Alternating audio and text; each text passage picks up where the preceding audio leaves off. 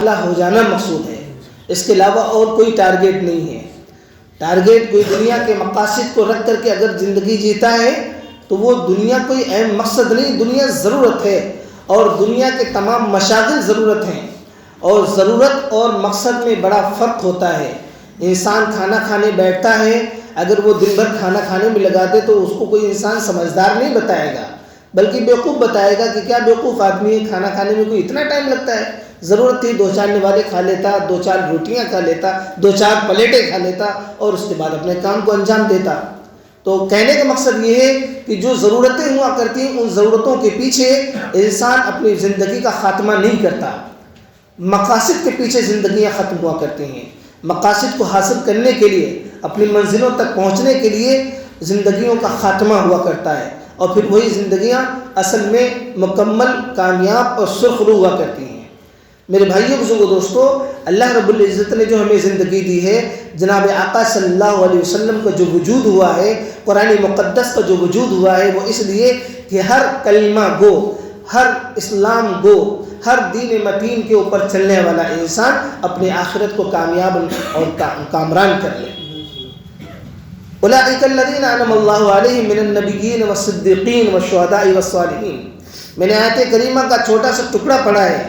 اللہ رب العزت اس میں فرماتے ہیں کہ ہر ایک کا سنگم ہوتا ہے، ہر ایک کا ملن ہوتا ہے، جو جس کی صحبت اختیار کرتا ہے وہ اسی کے ساتھ منسلک ہوتا ہے۔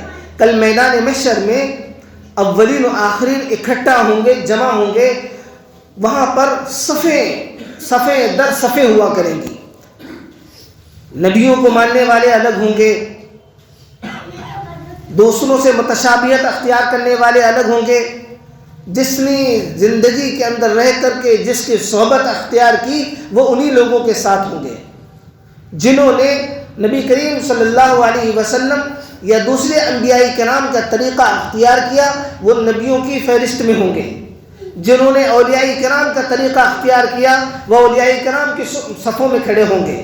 جنہوں نے علماء کرام کا طریقہ کار اختیار کیا اور ان سے محبت کی وہ علماء کرام کے صفوں میں کھڑے ہوں گے۔ جنہوں نے غیروں کی اور باطلوں کی اور ایسے لوگوں کی صحبت اختیار کی جن کا میچ نبیوں سے نہیں ملتا، اولیاء کرام سے نہیں ملتا، علماء سے نہیں ملتا، صلحاء سے نہیں ملتا، نیکوکاروں سے نہیں ملتا، قرآن مقدس سے نہیں ملتا، مساجد سے نہیں ملتا، تربیتوں سے نہیں ملتا، ایسے لوگ باطل لوگوں کے ساتھ کھڑے ہوں گے۔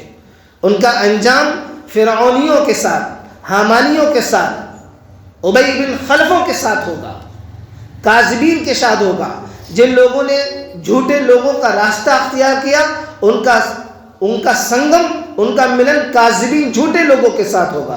جنہوں نے ہمیشہ سچائی کا دامن اپنے ہاتھوں میں پکڑے رکھا اور سچائی کا ساتھ دیا، حق گوئی کو اختیار کیا، ایسے لوگوں کا ساتھ حضرت ابو بکر صدیق رضی اللہ تعالیٰ عنہ جیسوں کے ساتھ ہوگا۔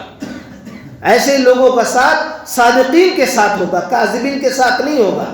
جنہوں نے دوسروں کی صحبتیں اختیار کی، دوسروں کے رنگ آہن کو اختیار کیا، بال کسی ماڈل کو دیکھ لیا تو اس کی طریقے سے وہ بال رکھنے لگ گئے، کسی ماڈل کو دیکھ لیا کہ اس طریقے سے وہ کپڑے پہنتا ہے وہ اس طریقے سے وہ کپڑے پہننے لگ گیا، جس طریقے سے جس کو اسٹائل کرتے ہوئے دیکھ رہے ہیں، جبکہ وہ باطل سے تعلق رکھتا ہے اور وہ انہی کی صحبت اختیار کرتا جا رہا ہے۔ تو یاد رکھیں دوستو، کل میدان محشر میں انہی لوگوں کا ساتھ آپ کو نصیب ہوگا، جناب آقا کا ساتھ نصیب نہیں ہوگا، عمر فاروق کا ساتھ نصیب نہیں ہوگا، بلال حبشی کا ساتھ نصیب نہیں ہوگا، ابو بکر صدیق کا ساتھ نصیب نہیں ہوگا، پھر فرعونیوں کا ساتھ نصیب ہوگا، قارونیوں کا ساتھ نصیب ہوگا، کاذبین لوگوں کے ساتھ نصیب ہوگا، باطل لوگوں کا ساتھ نصیب ہوگا۔ آقا علیہ الصلوۃ والسلام کی ساتھ میسر ہرگز نہیں ہوگا۔ ظاہر سی بات ہے، آپ عطر والے کے پاس بیٹھیں، عطر کی آپ اس سے خرید و فروخت کریں نہ کریں لیکن عطر کی خوشبو ضرور آئے گی۔ ایک کوئلے کے کان کے اندر کام کرنے والے کے پاس بیٹھے، اس کے کاروباری کے پاس بیٹھے، آپ کتنا ہی اس سے دوری اختیار کریں لیکن اس کی ڈسٹ، اس کی گرد ضرور آپ کے تن بدن کو چھو جائے گی۔ اسی طریقے سے آپ نیکوکار لوگوں کی صحبت اختیار کرتے ہیں، نیک لوگوں کے ساتھ اٹھتے اور بیٹھتے ہیں، مانا کہ آپ عمل میں تھوڑا کم ہیں، مانا کہ آپ عمل میں کمزور ہیں، لیکن کچھ اس کی صفاتیں آپ کے اوپر ضرور نمایاں ہوں گی، اپنا اثر ضرور چھوڑیں گی۔ آپ بدکاروں کے ساتھ بیٹھیں گے، آپ برے لوگوں کے ساتھ بیٹھیں گے، آپ جھوٹے اور مکار اور فریبی لوگوں کے ساتھ بیٹھیں گے، آپ کتنا ہی کوشش کر لیں لیکن کچھ صفات آپ کے اندر اس کی ضرور نافذ ہو جائیں گی۔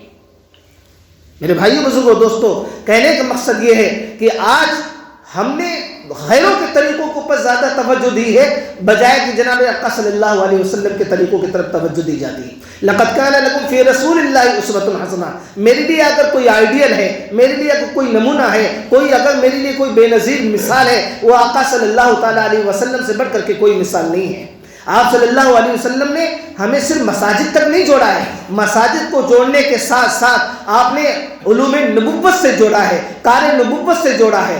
آپ صلی اللہ علیہ وسلم نے میدانوں سے جوڑا ہے، آپ صلی اللہ علیہ وسلم نے کھیلوں سے بھی جوڑا ہے، آپ نے صحتوں سے بھی تعلق رکھا ہے، آپ نے اپنے انسان کو، اپنی امت کو متحرک رکھنے کے لیے تمام کھیل کے میدانوں سے بھی آپ صلی اللہ علیہ وسلم نے رابطہ اور ضابطہ رکھا ہے۔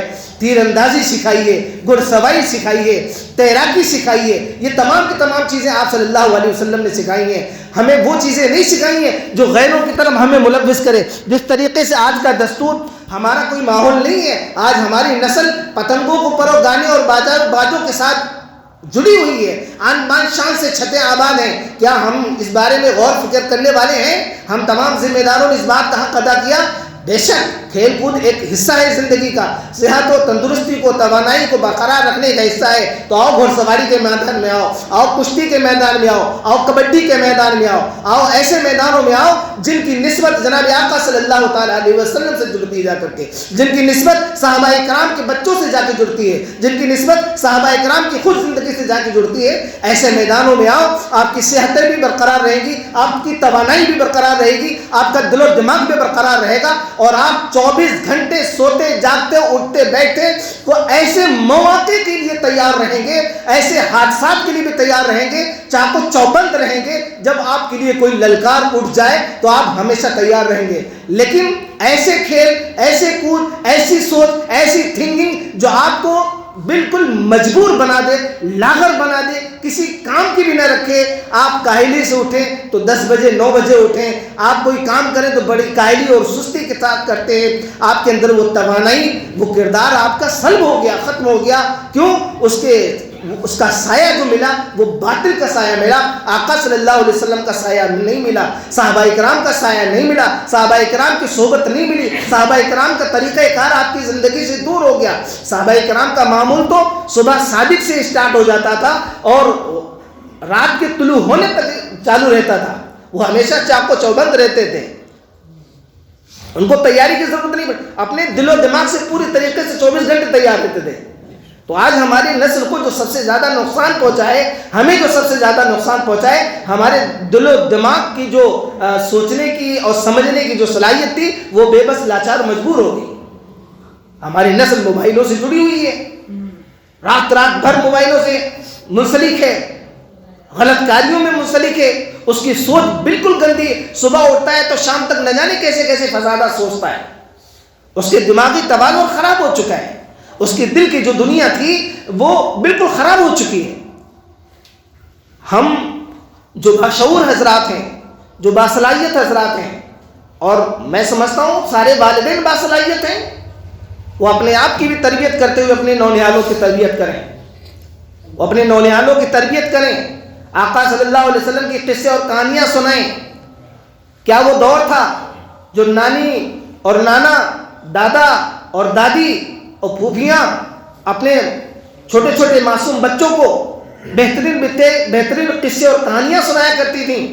ان کی گودوں میں، ان کی نگاہوں کے سامنے، ان کی آغوش میں ان کی پرورش اور پرداخت ہوا کرتی تھی۔ لیکن کیا وہ آج دور عجیب و غریب پلٹ کر کے آیا؟ آج ہمارے بچے کی پرورش اور پرداخت اس کے موبائل کی سرپرستی میں ہوتی ہے۔ ماں اس کو گود سے چھوڑ دیتی ہے اور موبائل تھما کر کے اپنے آپ کو آزادی حاصل کر لیتی ہے، کہیں کھانے بنانے کے بہانے سے، کہیں دوسرے کام کرنے کے بہانے سے۔ نہیں تو وہ مائیں بھی تھیں جن کی گودوں سے حضرت خواجہ اجمیری رحمۃ اللہ علیہ جیسے لوگ پیدا ہوا کرتے تھے، حضرت صادق قلیلی رحمۃ اللہ علیہ جیسے لوگ پیدا ہوا کرتے تھے، شیخ عبد القادر جیلانی رحمۃ اللہ علیہ جیسے لوگ بھی پیدا ہوا کرتے تھے، اور ان کی ایسی تربیت ہوا کرتی تھی کہ جب ڈاکوؤں کا سامنا ہو جاتا ہے اور ڈاکو جب تلاشی کرتے ہیں، چھان بین کرتے ہیں، تو وہاں اس بچے کے پاس بھی حضرت شیخ عبد القادر جیلانی رحمۃ اللہ علیہ کا بچپن ہے، پڑھنے کے لیے قافلے کے ساتھ جا رہے ہیں اور ان کو کچھ بھی نہیں ملتا ان کے پاس۔ ایک ڈاکو سے پوچھتا ہے کہ تیرے پاس بھی کچھ ہے؟ کہ جی ہاں میرے پاس ہے۔ کہ دکھتا تو کچھ نہیں ہے؟ کہ نہیں، میری ماں نے میری صدری کے اندر چھوٹے کچھ پیسے سل دیے تھے اور رکھے ہوئے ہیں وہ۔ نہیں دیکھیے تو دیکھیے شیخ عبد القادر جیلانی رحمۃ اللہ علیہ نے بڑی معصومیت کے ساتھ سچ بولتے ہوئے، صداقت کا دامن ہاتھ میں پکڑتے ہوئے، کیونکہ ان کی ماں کی تربیت تھی کہ بیٹا کبھی جھوٹ نہیں بولنا، چاہے کچھ بھی ہو جائے، سچائی کا دامن کبھی ہاتھوں سے نہیں جانے دینا۔ آخر جب وہ دیکھا، اپنے سردار کے پاس پہنچے کہ سردار ایسا ایسا معاملہ پیش آیا، سب کی تلاشی لی، وہ بچہ بچ سکتا تھا لیکن اس کے باوجود اس نے سچ بولا اور تمام اپنے مال سامنے رکھ دیا۔ اس کی بات کا اتنا اثر ہوا کہ پورا قافلہ ایمان میں داخل ہو گیا، توبہ کر لی، کبھی ایسی ڈاکہ زنی نہیں کریں گے، کبھی کچھ نہیں کریں گے۔ تو ایسے کردار سے اللہ رب العزت تقدیریں بدلا کرتا ہے۔ ایسے کردار جب وجود میں آتے ہیں تو اللہ رب العزت تقدیریں بدلتا ہے۔ اس لیے میرے بھائی بزرگوں دوستو، آج ضرورت اس چیز کی ہے ہم بھی سنبھلیں، کیونکہ ہماری ہی کہیں نہ کہیں لاپرواہیاں ہیں، سستی ہے، کائلی ہے، غفلت کی چادر اوڑھے ہوئے ہیں۔ اگر ہم اس غفلت اور سستی کی چادر کو ہٹا دیں تو میں سمجھتا ہوں نسل کو سیدھے راستے پر لانا آسان کام ہو جائے گا۔ لیکن دیکھتے ہیں کہ چھوٹے ہمیشہ بڑوں کے نقش قدم پر چلتے ہیں، کہ جب میرے والد محترمی رات کو دیر سے آتے ہیں اور رات کو دیر سے سوتے ہیں اور صبح دیر تک سوتے رہتے ہیں، تو ظاہر سی بات ہے میرا بھی وہی حال ہونا چاہیے۔ خربوزے کو دیکھ کے خربوزہ رنگ بدلتا ہے۔ میرے بھائی بزرگوں دوستو، اللہ رب العزت ہم سب کو عمل کرنے کی توفیق عطا فرمائے۔ سنتیں پڑھ لیں۔